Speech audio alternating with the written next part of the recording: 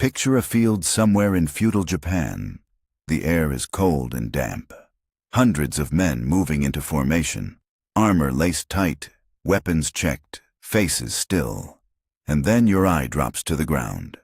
Beneath all of that iron and lacquer and silk, each man is wearing what looks like a pair of woven sandals. Flat, open, made from twisted straw rope. Something you might wear to walk to a market, not into one of the most violent environments a human being could enter. So why? A samurai could spend a small fortune on a single sword, wear armor assembled from hundreds of individually lacquered scales, and then he'd strap on sandals woven from rice straw that would wear through in a few days of hard use. That seems wrong. And it raises a question that turns out to have a much more interesting answer than it first appears.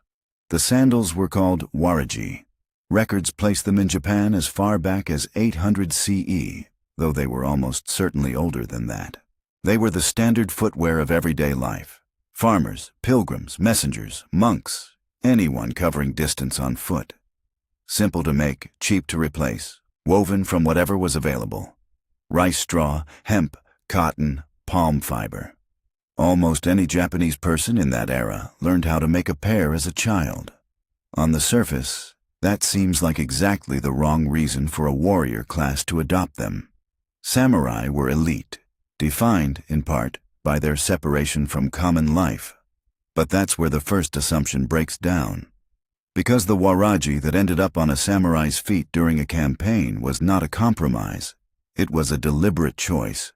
To understand why, you have to think about what battle actually required of a person's feet, and what the ground beneath those feet actually looked like. Japan is not flat. Steep hills, narrow river valleys, mountain passes, coastal plains that turn to heavy mud the moment rain arrives. And rain arrives often. Campaigns moved across all of it. Rice paddies, forest paths, gravel roads, riverbanks. A soldier could begin a morning march on packed dirt and end it wading through flooded fields. You could feel it underfoot constantly, the ground shifting from firm to soft without warning. A single step from solid footing to something that gave way. Here's where it gets interesting. A heavy enclosed boot, the kind a European knight might wear, creates real problems in those conditions. Thick soles trap mud. Enclosed leather soaks through and grows heavy. The foot loses its ability to read the ground, to make the small unconscious adjustments that keep a fighter balanced on uneven terrain. And when a samurai's stance and footwork are as central to his survival as his sword technique, losing that ground contact is a serious liability. Waraji worked differently. The thin straw sole stayed close to the earth. On unpaved roads, soil and dirt that worked into the gaps of the woven rope actually increased grip, filling the texture of the sole rather than clogging it.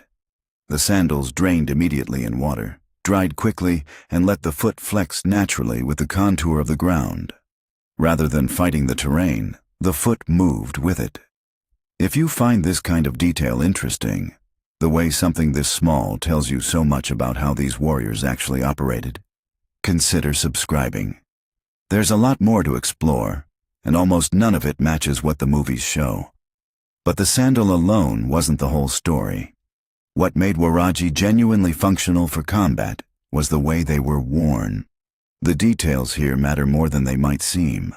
Unlike a simple sandal clipped to a single point between the toes, waraji were tied with cords that looped around the sides of the foot and wrapped back around the heel and ankle.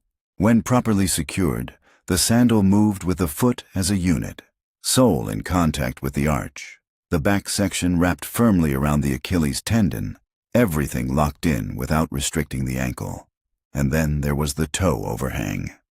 Samurai wore waraji with the toes extending slightly past the front edge of the sandal. This wasn't sloppiness or poor fit.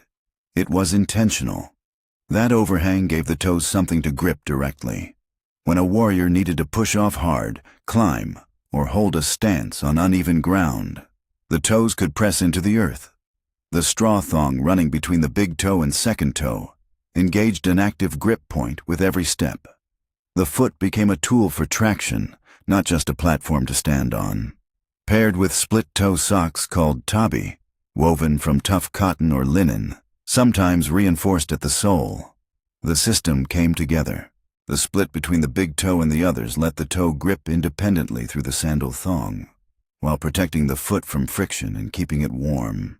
Sock, sandal, cords, each piece reinforcing the others. And this is the part most people miss. The martial arts traditions samurai trained in for years were built around exactly this kind of footwork. The stances in kenjutsu, the formal systems of sword movement, assumed light, flexible soles. The movement patterns were developed for feet that could feel the ground and respond instantly. A thick-soled boot would have disrupted geometry these warriors had trained with since childhood. Now, not every samurai wore straw sandals in every situation. Like most things in the world of the samurai, the reality shifted with rank, season, and circumstance. High-ranking samurai, generals and lords of significant standing, sometimes wore kagutsu, short leather shoes trimmed with fur, often bear deer, sometimes horse or yak hair, insulating, durable, expensive. They appeared at formal occasions and cold weather campaigns, and they signaled status the way elite equipment always did. Wearing kagutsu was partly practical, partly a statement about who you were. There were also short leather riding boots called kutsu, suited to mounted warriors where the foot needed protection against the stirrup. Wooden sandals, geta, elevated the foot above mud and standing water, though they were unstable on rough ground. Different footwear for different roles and conditions. But for the foot soldier moving fast across variable terrain, for the samurai on a march that might cover many miles before any fighting began, waraji remained the practical answer across most of Japan's feudal period. And this changes how you see the whole thing. A pair of waraji lasted, under constant hard use, roughly 3 to 4 days, around 24 hours of actual walking. After that, the straw broke down, the grip went, and the sandals needed to be replaced. To a modern eye, that sounds like a catastrophic design flaw. Why go into battle in something that disintegrates in days? But that's only part of the story. In a world before industrial manufacturing, a leather boot required skilled craftsmen, significant materials, and considerable time. Repairing one in the field was difficult. Replacing one was expensive. A damaged leather boot during a campaign was a real problem with no quick solution. Waraji could be made by almost anyone, from materials available almost everywhere. Soldiers carried spare pairs on campaign. A worn-out waraji could be discarded and replaced in minutes. The disposability wasn't a weakness. It was part of the design. You didn't maintain waraji the way you maintained a sword. You replaced them the way you'd replace a ration, consumable. Intentionally so, and because they were always relatively fresh. They were always gripping, never waterlogged, never stiff, never breaking down mid-march with no replacement in sight.